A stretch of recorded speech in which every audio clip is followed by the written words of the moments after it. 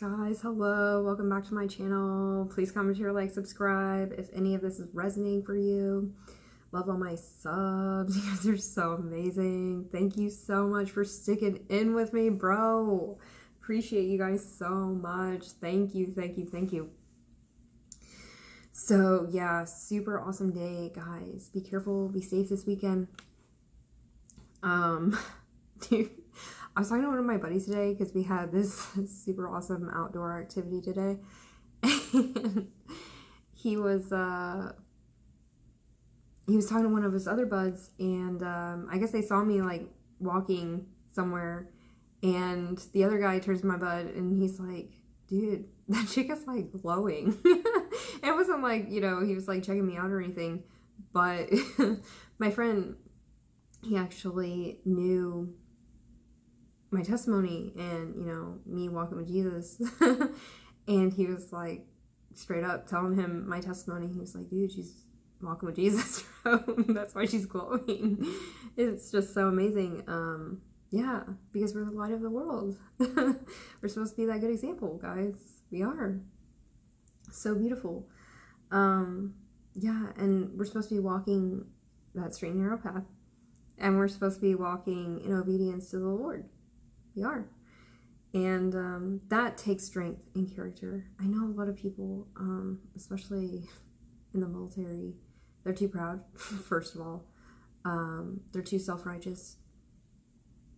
And yeah, they rebel in their own like preconceived notions of how things are supposed to be. And so they feel like it takes strength to not show emotion. And that's not right. Because Jesus cried and Jesus was a man. Okay. Yeah, it's true. It's true, guys. And it's all in your heart. I know a lot of us are ruled by, you know, our logic and what we're thinking in our minds. But, you know, what's right in our minds and what we can kind of juggle as being right morally.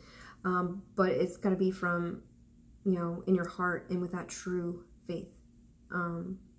And the cornerstone, of course, is Jesus and the Word, okay? And making sure it's in alignment with what the Word says, okay? Yeah, so beautiful, guys. And we're supposed to be drawing near to Jesus every single day, okay? Near to the Lord, because that's how we're going to have eternal life, bro. He's coming back. He's coming back, and we all need to be ready, and we need to get other people ready. We need to save other people, okay? So that's why I'm like, every day I'm like, please God, just send me. Here I am. Teach me, send me, so we can help as many people as we can. Okay? Very important, guys. Yeah, because we need to think about other people. We're not doing it for ourselves. We're doing it for Jesus. Okay? Guys, man up. Or woman up, okay? Yeah. Yeah. Big boy pants on. For real though. For real. Yeah. It's time to be selfless and not be selfish. Okay? Sorry. Sorry. Yeah, but just, yeah, make sure that you're blessing others. If you are blessed, you need to be blessing others. Okay? It's important. It's the right thing to do. It is, guys. Okay. So, I'm gonna get off my soapbox. I'm gonna read y'all some of the Word. Hope you guys had a really good day. Yo, where's my other one? Dang it. I think it's Matthew. Yeah, 13:31. Okay. So I'm supposed to read the parable of the mustard seed. And I'm supposed to expand upon the Bible commentary. Yeah, I'm supposed to read all of this actually. Okay. So Matthew chapter 13, starting at verse 31, parable of the mustard seed. Another parable he put forth to them, saying, the kingdom of heaven is like a mustard seed, which a man took and sowed in his field, which indeed is the least of all the seeds, but when it is grown, it is greater than the herbs, and becomes a tree, so that the birds of the air come and nest in its branches. The parable of the leaven. Another parable he spoke to them, the kingdom of heaven is like leaven, which a woman took and hid in 3 measures of meal till it was all leavened. Prophecy and the parables. All these things Jesus spoke to the multitude in parables, and without a parable he did not speak to them, that it might be fulfilled which was spoken by the prophet, saying, I will open my mouth in parables, I will utter things kept secret from the foundation of the world. The parable of the tares explained. Then Jesus sent the multitude away and went into the house, and his disciples came to him, saying, Explain to us the parable of the tares of the field. He answered and said to them, He who sows the good seed is the Son of Man. Then the field is the world. The good seeds are the sons of the kingdom, but the tares are the sons of the wicked one. The enemy who sowed them is the devil. The harvest is the end of the age, and the reapers are the angels. Therefore, as the tares are gathered and burned into the fire, so it will be at the end of this age. The Son of Man will send out his angels, and they will gather out of his kingdom all things that offend, and those who practice lawlessness, and will cast them into the furnace of fire. Hello, people. Hello, it's no joke. It's no joke, dude. There will be wailing and gnashing of teeth. Is this thing on? Then the righteous will shine forth as the sun. Beautiful, guys. I was getting that today. In the kingdom of their Father. He who has ears, let him hear. All ears, bro. Yeah. Y'all listening now. Y'all listening. Dude. And I was getting y'all cause sling load. Yeah. Y'all purge witchcraft. Beautiful, guys. Beautiful. It's very important that we do so. Very important that we do so. It's very, like, I feel like a lot of these timelines are slowing down again. If that makes sense. Feels like it's slowing down again. Yeah, which is beautiful. We need more time. We need more time. Guys, we need more time. Alright, and then I'm going to expand upon the commentary on that. Let me go into this one.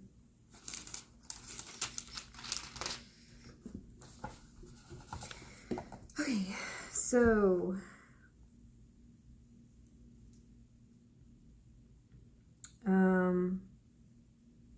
hold up.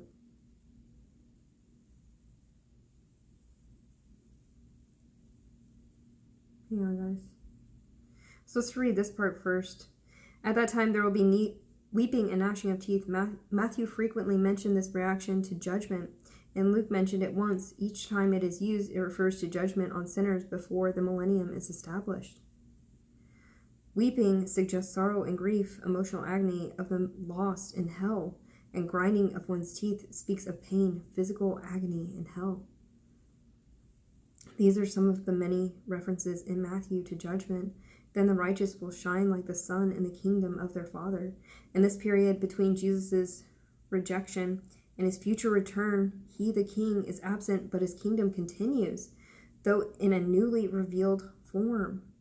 This age is broader than that then, but includes the church age. The church did not begin until the day of Pentecost, and it will conclude at the rapture.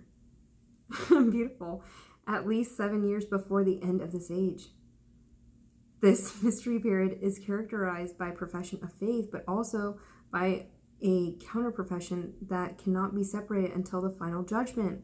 This mystery period does not involve a universal triumph of the gospel, as postmillennialists affirm, nor does it include Christ's earthly reign.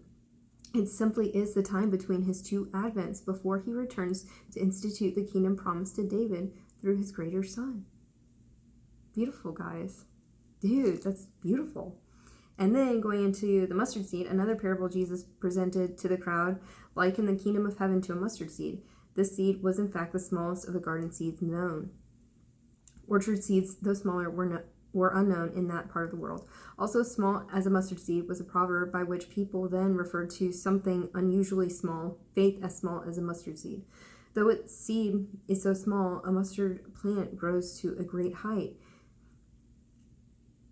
in one season and is nesting place for the birds of the air. Jesus did not directly interpret this parable. However, its meaning may be that the sphere of professing followers, sometimes called Christendom, which Jesus mentioned in the second parable, would have a small beginning but would grow rapidly into a large entity. This group could include both believers and unbelievers, as indicated by the birds lodging in the branches of the tree.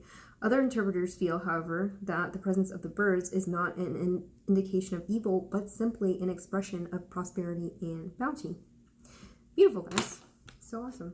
And then I'm supposed to read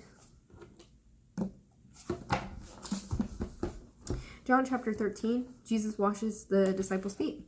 Now before the feast of the Passover, when Jesus knew that his hour had come, that he should depart from this world to the Father, having loved his own who were in the world, he loved them to the end. Beautiful, guys. It's so quiet. It's so quiet, bro. Beautiful. And supper being ended, the devil having already put it into the heart of Judas Iscariot, Simon's son, to betray him, Jesus, knowing that the Father had given all things into his hands, and that he had come from God and was going to God, rose from supper and laid aside his garments, took a towel and girded himself.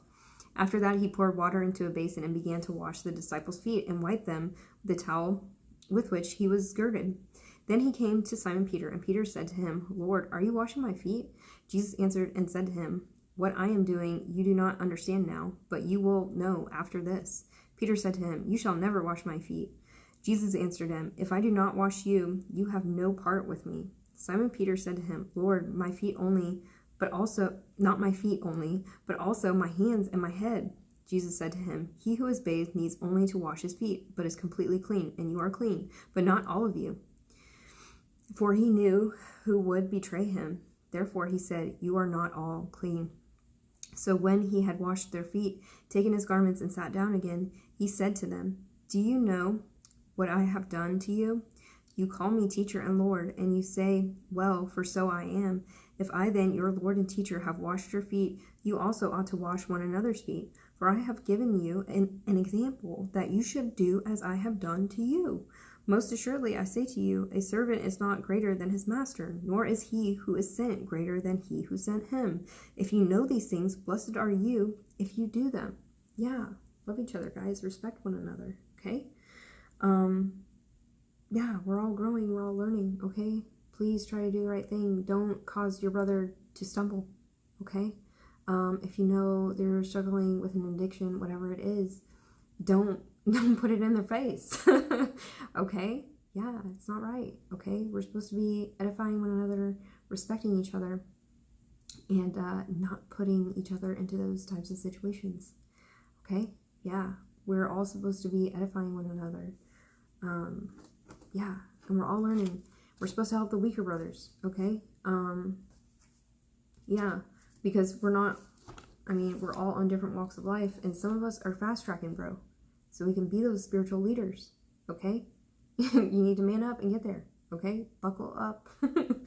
Buckle up. Whole armor of God every morning and every night, bro. It's no joke. That's no joke. God is not playing. He's not playing, bro. Told you. But yeah, guys, whatever your vocation is, just stay strong. And yeah, keep that faith. Keep that faith. Unwavering faith, bro. Love you guys so much. And I will see you guys again tomorrow. Bye.